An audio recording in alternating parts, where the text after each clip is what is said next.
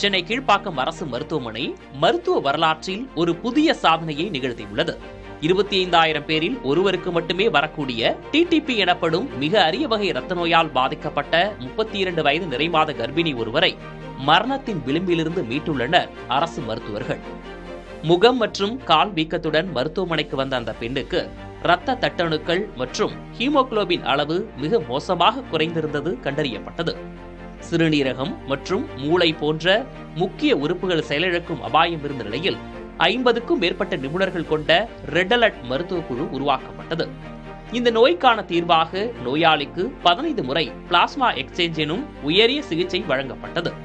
தனியார் மருத்துவமனையில் சுமார் 40 லட்சம் ரூபாய் வரை செலவாகக்கூடிய இந்த சிகிச்சையை முதல்வரின் விரிவான மருத்துவ காப்பீட்டு திட்டத்தின் கீழ் தமிழ்நாடு அரசு முற்றிலும் இலவசமாக வழங்கியுள்ளது. கீழ்ப்பாக்கம் மருத்துவக் கல்லூரி மருத்துவமனையில் வழங்கப்பட்ட சிகிச்சை குறித்து அந்த மருத்துவமனையின் முதல்வர் கவிதா புதிய தலைமுறையிடம் பேசினார். நாங்கள் ஆக்சுவலாக 42 நாள் இந்த பேஷண்ட்டை நாங்கள் வச்சு பார்த்துக்கிட்டோம். இது ப்ரைவேட்டில் பண்ணியிருந்தா 40 லட்சம் செலவாயிருக்கலாம். இந்த டீம் ஆஃப் டாக்டர்ஸ்ன்னு பார்த்தீங்கன்னா நாங்கள் ரெட் அலர்ட் குரூப்னு வச்சிருக்கோம். இதில் மைக்கவியல் நிபுணர், அஃப்கோர்ஸ் ஓஜி டிபார்ட்மெண்ட் பிரைமரி அவங்க இல்லாமல் நம்மளால பண்ணியிருக்க முடியாது. மகப்பேறு மருத்துவம் அவங்க, பொது மருத்துவம் துறை, அதுக்கப்புறம் சிறுநீரகத்துறை, அப்புறம் பிளட் டிரான்ஸ்ஃபியூஷன் டிபார்ட்மெண்ட், அப்புறம் லெபார்டரி டிபார்ட்மெண்ட்ஸ் எல்லாமே லைக் பயோகெமிஸ்ட்ரி, மைக்ரோபயாலஜி, பெத்தாலஜி, இவங்க எல்லாரும் ரொம்ப லைக் 4 மணி நேரத்துக்கு ஒரு வாட்டி நாங்கள் டெஸ்ட் எடுத்து கொடுக்க அவங்க ரிப்போர்ட் கொடுத்து அதை வச்சு தான் நாங்கள் என்ன ஆக்ஷன் எடுக்கணுமோ அதெல்லாம் எடுத்தது.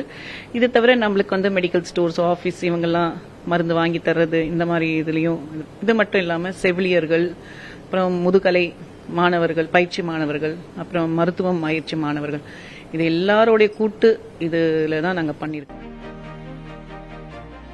மருத்துவர்களின் துரித நடவடிக்கையால் தற்போது தாயும் பெண் குழந்தையும் நலமுடன் வீடு திரும்பியுள்ளனர். உரிய நேரத்தில் முறையான மருத்துவ பரிசோதனைகளை செய்து கொள்வதன் மூலம் இத்தகைய அரிய நோய்களிலிருந்து உயிரை காக்க முடியும் என மருத்துவர்கள் அறிவுறுத்தியுள்ளனர்.